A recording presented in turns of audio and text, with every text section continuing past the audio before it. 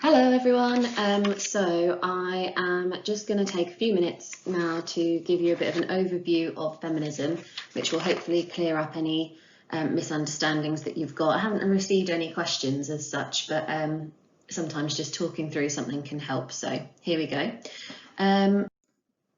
First of all, you've got a bit of an introduction to explain that feminism is a structural, conflict and macro theory. So structural meaning that individuals don't really have any free will and they are completely sort of controlled and shaped by society and structures within it. So for feminists, that structure is patriarchy. Patriarchy controls everything we do. Feminism is also a conflict theory, meaning that they point out issues of conflict and inequality in society. And it's a macro theory, tries to kind of make generalizations and explain things on a large scale. But there are different types of feminism, and not all of them are necessarily macro or even structural, but that's important to recognise. So you've got liberal feminists who argue that there has been progress within the family towards gender equality. Marxist feminists focus on how the family benefits both patriarchy and capitalism. So it's a combination, as the name suggests, of Marxism and feminism. Radical feminists take the view that there hasn't really been progress and that the family is still highly patriarchal through things like violence and men's subordination of women. Difference feminism is an approach which suggests kind of two things really. One, that we can't say that all women have exactly the same experience of patriarchy, and that much of sociology and feminism has been based on white, middle-class, heterosexual women, and that women of different ages, different sexualities, different ethnicities will all have different experiences of patriarchy. And secondly, that women and men are different, and therefore we shouldn't try and kind of make them the same and make them equal by making them the same, but that equality should recognise the differences and celebrate them.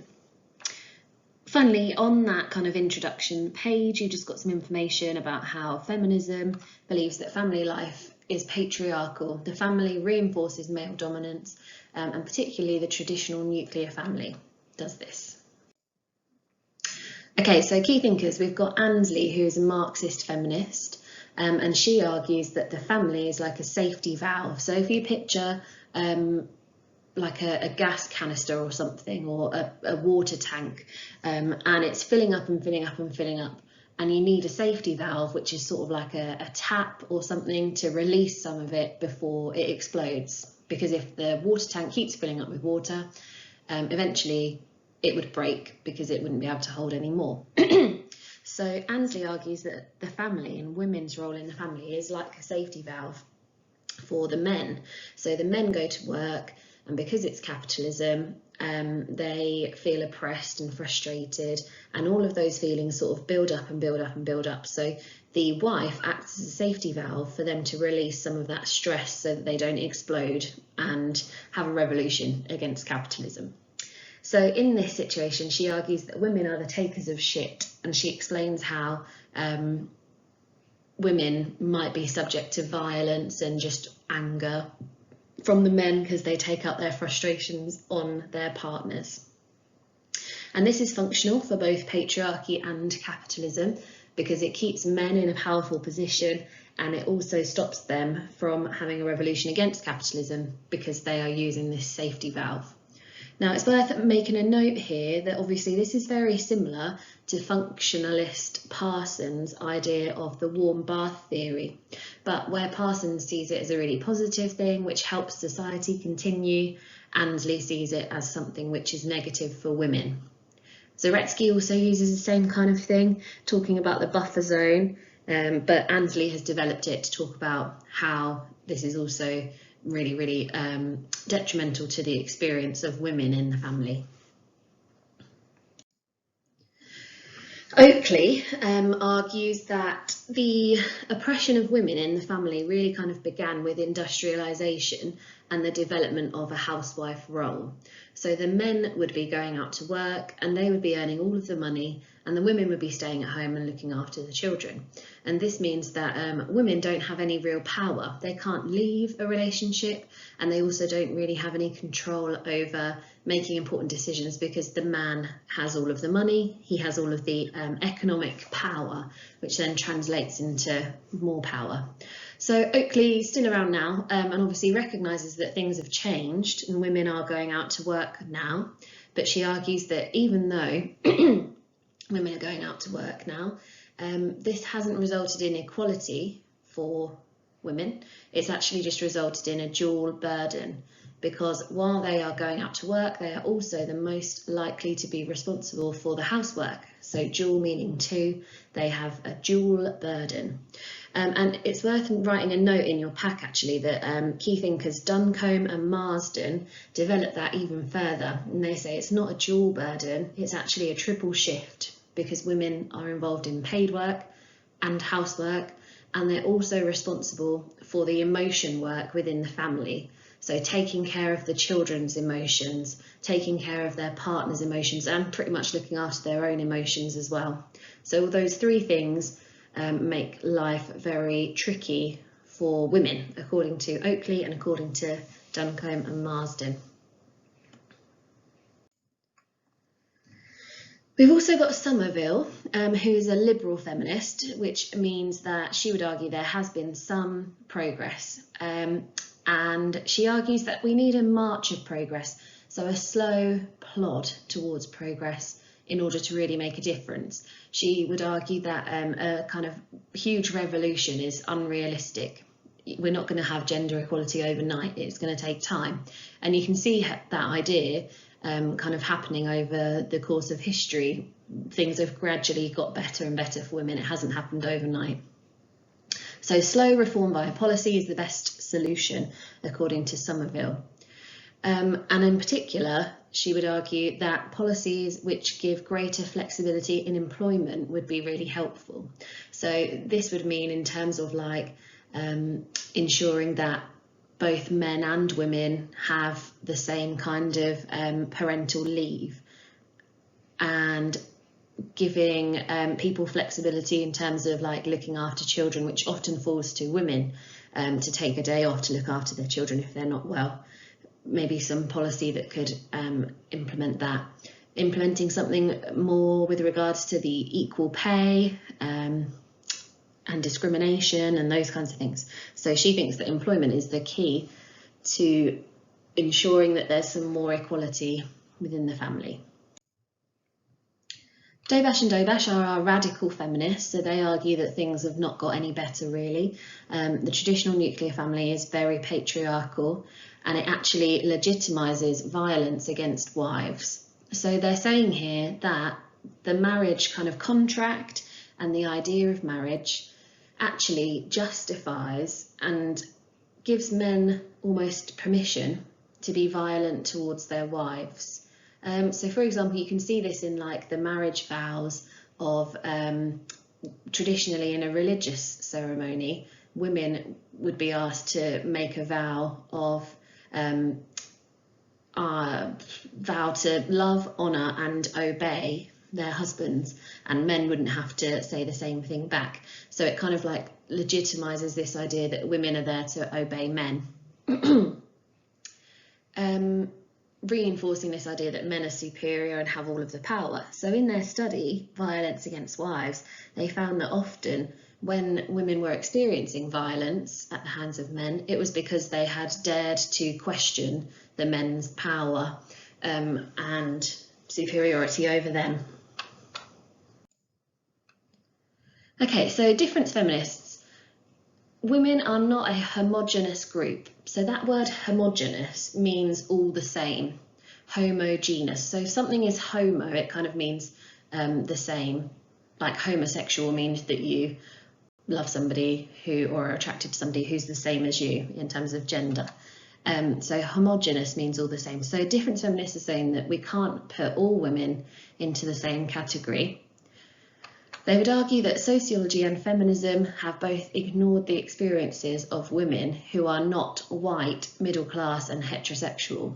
And so they're trying to kind of bring forward ideas about how women are all different. And you may have seen, like, on social media and things, that there's a rise in something called intersectional feminism, which is kind of similar in its idea that you can't be a feminist if you're only talking about the experiences of white, middle class, straight women. You have to take into account the experiences of women in marginalised groups as well. So we have got Merzer, who talks about black feminism and black women's experiences of patriarchy.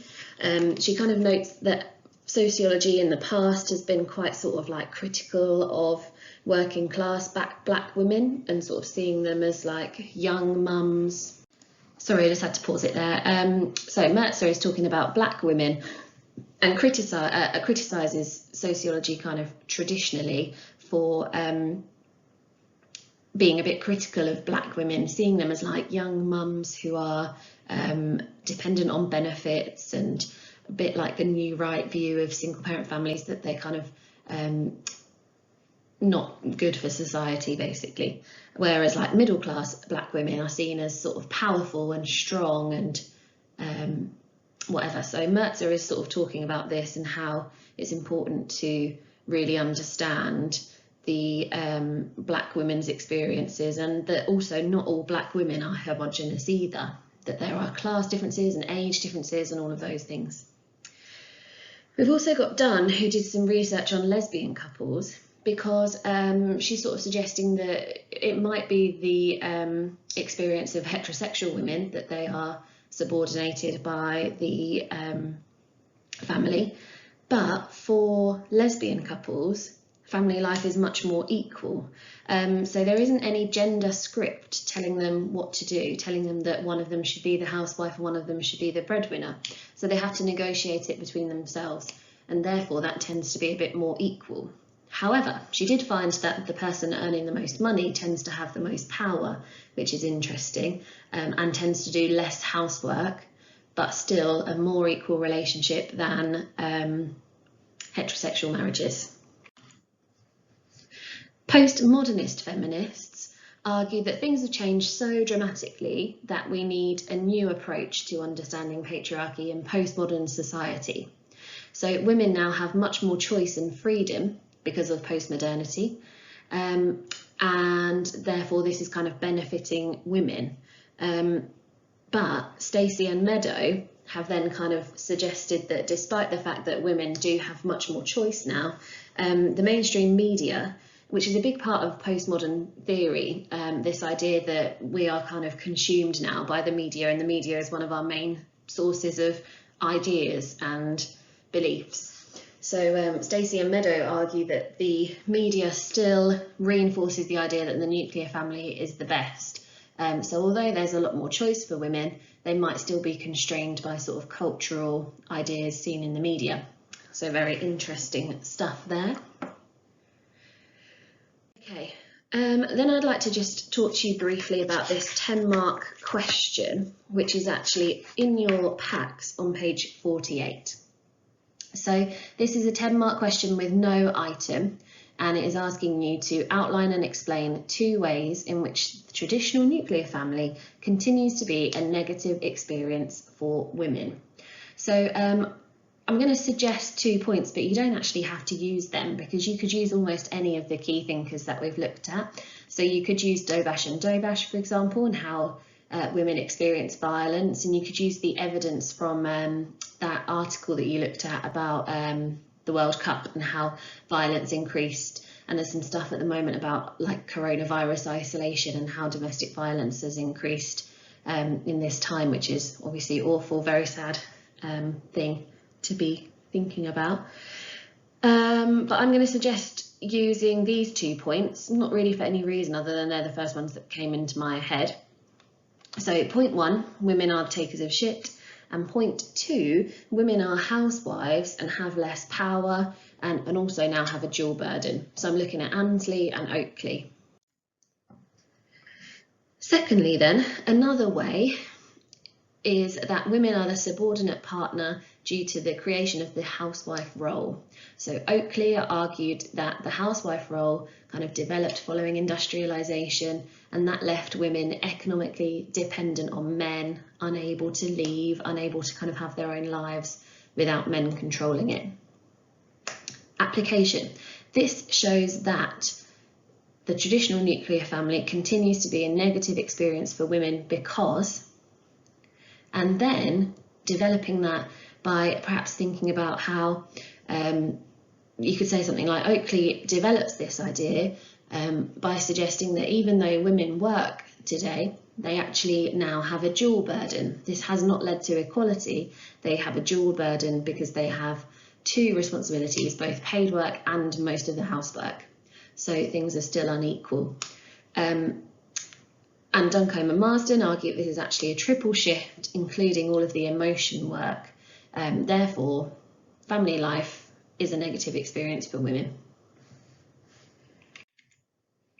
Okay, so please let me know if you've got any questions about feminism. But what I wanted to do is ask you to have a look at this kind of social action and interpretivist approach to the family. That's what we're going to be looking at next lesson. So in preparation, I would like you to do a little bit of interpretivist research for me. So what I'd like to do is over the next sort of 24 hours, just have a notepad with you all the time, if you can, or make notes on your phone. And I'd like you to make some really kind of qualitative notes. So I don't want you to like do anything quantitative, like making a note of every time somebody changes the TV over without asking the rest of the family or anything like that. I want you to be writing qualitative things, describing what's happened over the sort of 24 hours. You can add times and stuff as well. And I want you to think about the roles within the family, daily routines, your own feelings and experience of family life. If you wanted to take it a step further, you could interview other members of your household about how they're experiencing family life at the moment. And also think about any meanings attached to family events or the rituals that you're doing, or just day-to-day activities like who's doing the washing up and who's doing the cleaning and who's taking the dog for a walk. Any kind of meanings that you think are attached to them. And things like sitting down for dinner together, why do you do that? And it'll be really interesting at the moment because obviously all of our routines are completely sort of ruined. Okay, so thanks very much everyone. That's what I would like you to do for today. And it looks quite nice out there, so get out and enjoy some sunshine. Thanks very much.